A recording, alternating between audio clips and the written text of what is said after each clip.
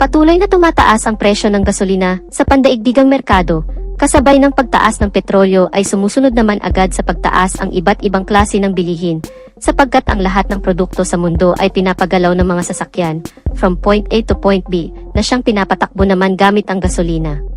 Maaring magkaproblema tayo sa hinaharap kung magkataon, dahil ang produktong petrolyo na pinagkukunan naman ng gasolina ay isang non-renewable source of energy, therefore, darating ang araw na magdi-decline ang production nito. Sa kabila naman ito ay unti-unti namang ginagawa ng paraan ng mga iba't ibang kumpanyang pangtransportasyon na pang-alternatibo sa gasoline-operated vehicle o engine. Dito na pumapasok ang mga development ng electric car at electric scooter. At good news, dahil matagumpay nang naimbento at na-develop na ngayon fully operated na ang ilang mga electric car at electric scooter ng ilang kumpanya. At sa Philippine market nga ay nag-umpisa na ring mag-import ng mga electronic scooters.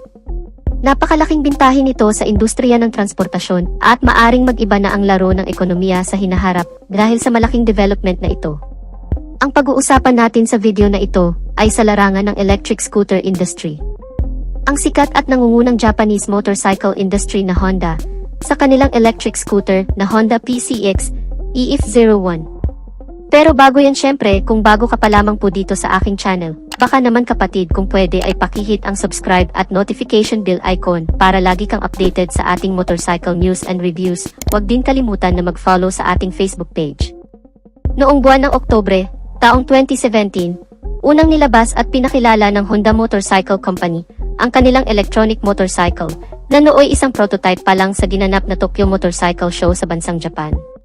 Makalipas ang isang taon, taong 2018 ay naglabas naman agad sila ng isang global version para i-distribute sa iba't ibang bansa sa kadahilanang para masubukan ang nasabing electronic scooter, kabilang na nga ang bansang Pilipinas, particular sa lalawigan ng Romblon na siyang napiling lugar para i-testing ang pinakaunang bersyon ng electric scooter na ito, taong 2019.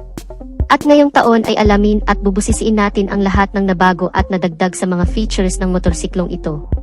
Mapunta na agad tayo sa ilang niyang feature, na very common na sa isang traditional gas-operated scooter.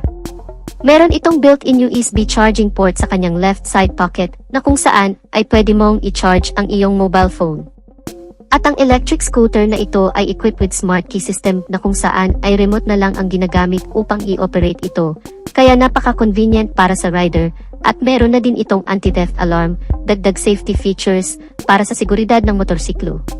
Pagdating naman sa instrument cluster, ito ay naka-fully digital dashboard, at dito ay makikita muna lahat ng importanteng impormasyon, gaya ng digital speedometer, trip meter, odometer, clock at battery capacity monitor. Alamin pa natin ang high-tech specs, engine performance and capabilities, at mga advantages ng isang electronic scooter. Umpisahan natin sa kanyang breakdown electronic motor performance. Ang electric scooter na ito ay equipped with synchronous motor. Ang ibig sabihin naman nito ay nagsisynchronize ang pag-ikot at bilis ng mga mechanical construction parts nito at nagkakaisang lumikha ng isang lakas at bilis na nagsisilbing enerhiya para mapaikot ang mga gulong para umabante ang motorsiklo. At ang kagandahan pa nito, ito ay equipped with built-in motor temperature protection para pigilan ang overloading ng electrical flow para maiwasan ang overheating ng electronic motor, kaya nakakasigurado kang napapanatili nitong stable at nasa magandang kondisyon at continuous ang pagtakbo ng motorsiklo. At bukod pa dyan, ito ay equipped with APM, ang Interior Permanent Magnetic, isang uri ng heavy-duty electronic motor, dahil ito ay mayroong integrated magnets na naka-built-in at nakaposisyon sa loob ng rotor, na nakakapagbigay ng pambihirang electromagnetic fields na nagpro-provide ng high performance at power sa bagong PCX, at ang electronic motor ng PCX EF01 ay nakakapag-provide ng maximum power na 5.6 horsepower at 5,500 revolution per minute. Mayroon naman itong maximum torque na 18 Nm at 500 revolution per minute. Dito ay mapapansin nyo agad ang kanyang maximum power at torque, kaya ganyan ang performance nito. Dahil ito ay nakadisenyo katulad ng isang 60cc motorcycle, at ito ay ginawa exclusively for home service, panghatid sundo, pangpasok sa trabaho, pang-market at marami pang iba. Ang electric scooter na ito ay hindi applicable sa long rides dahil ito ay nakadesign pang city riding conditions. Ang kagandahan naman ng PCX EF01 ay equipped with 2 removable lithium batteries at mayroon naman itong battery capacity na may kabuuang 21,700 mAh at nakakapag-provide naman ito ng high energy efficiency at high performance. Umaabot naman ang riding distance nito ng around 41 kilometers away bago malobat at meron naman itong power output na 50.4 volts at 20.8 amp hours. At compatible naman ito sa 100 volts AC plug, kaya napaka-convenient ng charging process nito dahil pwede mo itong i-charge direct sa outlet na parang isang mobile phones lang. Ang advantage naman ng removable battery ay pwede itong palit-palitan dahil ito'y detachable.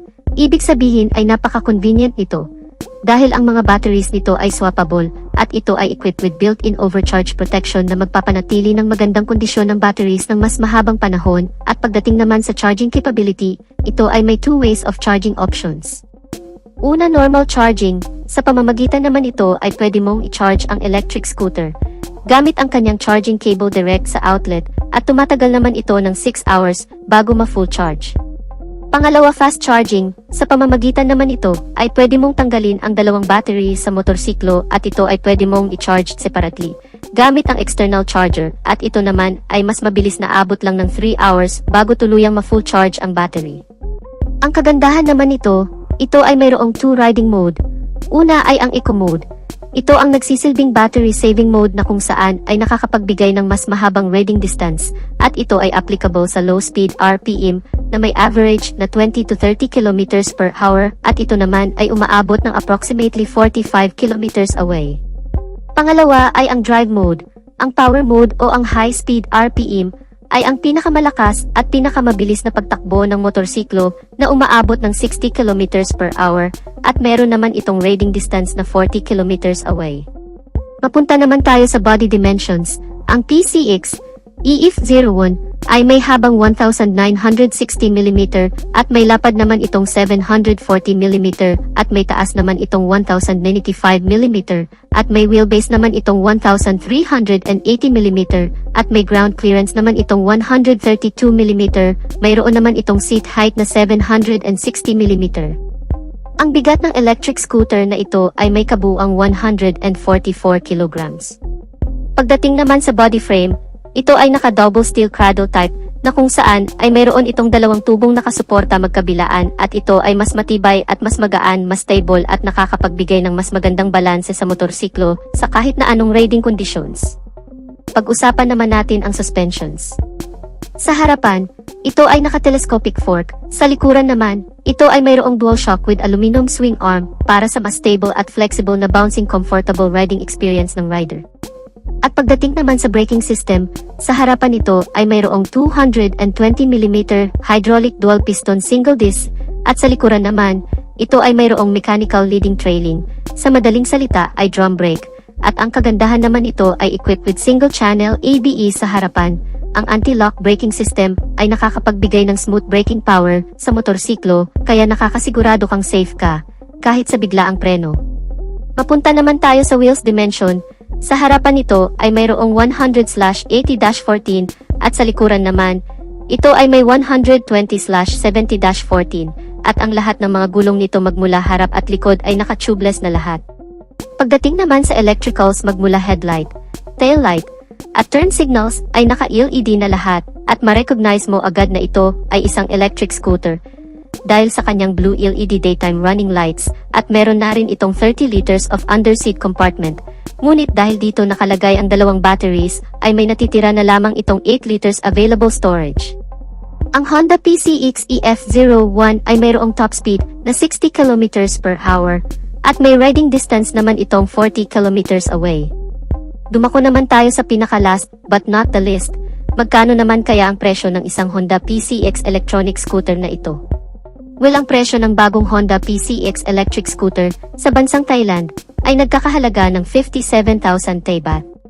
At kung i-convert naman natin ito, direct sa Philippine peso, ito ay nagkakahalaga ng mahigit 90,000 pesos. Paalala lang, ito ay isang direct conversion lamang na presyo from Thailand money to Philippine money. Hindi pa ito ang pinaka-sure at pinaka-final na price at syempre maari pa rin niyang tumaas o bumaba, depende sa proseso at sa mga taxes na ipapatong sa scooter na ito pagdating nito sa Pilipinas. So anong masasabi niyo mga kamoto sa electric operated scooter ng Honda? ang Honda PCX EF01. Plano mo bang kumuha nito pag dumating na ito sa Pilipinas? Just comment your thoughts and opinion in our comment sections below. At dito na natin tatapusin ang video natin mga ka-Wizard Moto.